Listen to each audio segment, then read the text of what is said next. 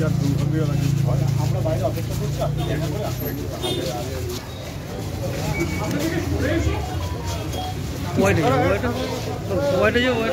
হ্যাঁ এই বাড়িটা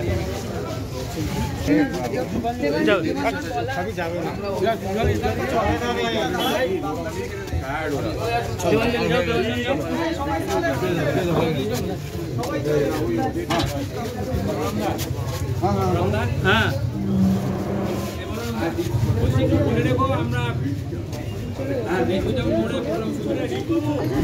দেখুন মুখ্যমন্ত্রী কামদুনিকেও ফাঁসির কথা বলেছিলেন। তারপরে কামদুনিতে রাজ্য সরকারের মনোভাব কী হয়েছে অতগুলো বছর পর তাও সবাই দেখেছে। মুখ্যমন্ত্রী বলছেন সিবিআই হলে আমার আপত্তি নেই। মুখ্যমন্ত্রী আপত্তি না থাকছে না, তার মুখ্যমন্ত্রী বললেই হবে সিবিআই। মুখ্যমন্ত্রী সিবিআই তদন্ত বলে দিন, এইটাই তো বলছি। মুখ্যমন্ত্রী বলেছেন সিবিআই তদন্ত হলে আমার আপত্তি নেই। তাহলে মুখ্যমন্ত্রী বলবেন কেন? উনিই তো পুলিশের মন্ত্রী। ওর পুলিশের উপরে মানুষের ভরসা কমে গেছে। এই ঘটনাতে যা হয়েছে সবাই টের পেয়েছেন, যেভাবে লাশ কার্যত বেওয়ারিশ করে দেওয়ার ব্যবস্থা হচ্ছিল এবং তা পুড়িয়ে দেওয়া হচ্ছে। তাহলে সিবিআইকে নির্দেশ দেওয়াটা বা সিবিআইকে দায়িত্ব দেওয়াটা তো মুখ্যমন্ত্রীর কাজ। তিনি এখনো করেননি। তিনি অবিলম্বে করুন, দ্রুত করুন, না করলে কোর্ট মারফত করতে হবে।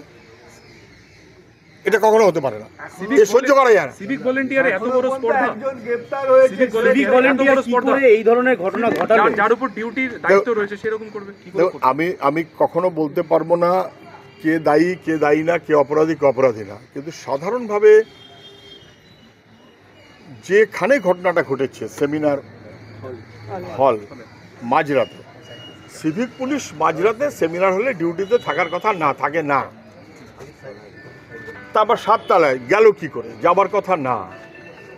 ফলে এগুলো কোনো ধামাচাপা দেবার যে প্রক্রিয়া চলছিল সেই প্রক্রিয়ার অংশ কি না এটাও কিন্তু সন্দেহের মধ্যে থাকবে। সেই কারণেই বলছি যথাযথ তদন্ত। মুখ্যমন্ত্রী বলেছেন সিবিআইতে আপত্তি নেই, উনি সিবিআইকে দায়িত্ব দিন। বাকিরা সবাই বলেছে, সমস্ত মানুষ, সাংবাদিক সবাই বলেছেন, সংবাদ মাধ্যম সবাই বলেছেন, আমরাও তাই বলছি। আমি নিজে শুনেছি এখানকার বিধায়ক তিনি বলেছেন যে ক্যাপিটাল পানিশমেন্ট হতে হবে এবং ছাড়া হবে না, আমরা শেষ থেকে ছাড়বো। সেই মনোভাব নিয়ে বিধায়ক প্রথমে নিন্দা করুন যেভাবে পুলিশ এই ঘটনাটাকে ধামাচাপা দেওয়ার চেষ্টা করেছে, নিন্দা করুন, এবং তারপর পুরোপুরি যেন বিচার হয় তার জন্য সবাই সহমত থাকে।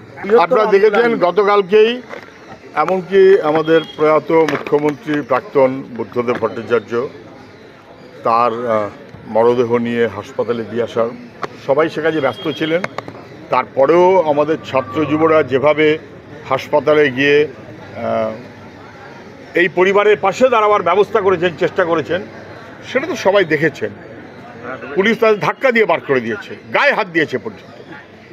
আজকে গোটা রাজ্য জুড়ে সর্বত্র ছাত্র যুবরা প্রতিবাদ করছেন, বিক্ষোভ করছেন। মেডিকেল কলেজগুলো তারাও প্রতিবাদ করছে।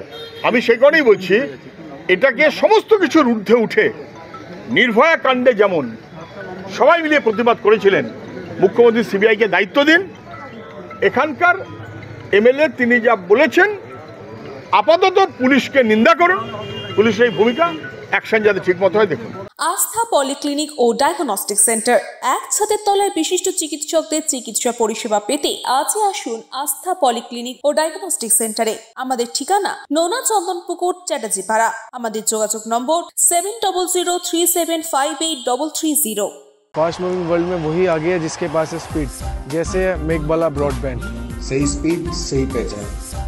सो अगर कांस्टेंट फास्ट स्पीड चाहिए तो ले आइए मेघबाला ब्रॉडबैंड। নিউ সতর্কতা, one stop solution for your smart choice. এখানে সকল প্রকার ব্র্যান্ডেড কোম্পানির TV, fridge, mobile, computer, laptop, sound system এবং মোবাইল ও কম্পিউটার অ্যাক্সেসরিজ সঠিক মূল্যে বিক্রয় করা হয়। প্রতিটি কেনাকাটায় আকর্ষণীয় ছাড় এবং নিশ্চিত উপহার। ঠিকানা ইন্দ্রনগর, সোদপুর, কলকাতা 110 এবং Muragachha, Sodepur, Kolkata 111। Animesh Suzuki, BT road, Agarpara. Motorcycle মানে সুজুকি। মোটরসাইকেল সেল এবং সার্ভিস করানো হয় অত্যাধুনিক যন্ত্রের মাধ্যমে। এখানে অত্যাধুনিক মডেলের বিভিন্ন গাড়ি পাওয়া যায়। পাবেন Suzuki Hayabusa, Suzuki Gixxer, Suzuki Bergman, Suzuki access 125 এবং সাথে সার্ভিস সেন্টারের সমস্ত সুবিধা। আমাদের শাখা আগরপাড়া, ব্যারাকপুর ভিআইপি তে। সকলকে সাদর আমন্ত্রণ। ওম সাই ব্যাংকুয়েট অ্যান্ড গেস্ট হাউস। আপনার পরিবারের যে কোনো সামাজিক অনুষ্ঠানের জন্য আসুন ওম সাই ব্যাংকুয়েট অ্যান্ড গেস্ট হাউসে। এই অঞ্চলের সবচেয়ে বড় সেরা ব্যাংকুয়েট। সিজন টাইমের ভিড় এড়াতে এখনই বুকিং করুন। আমাদের ঠিকানা ডাক্তার গোপাল চ্যাটার্জি রোড, সোদপুর, গির্জা। আমাদের যোগাযোগ নম্বর 9051714263।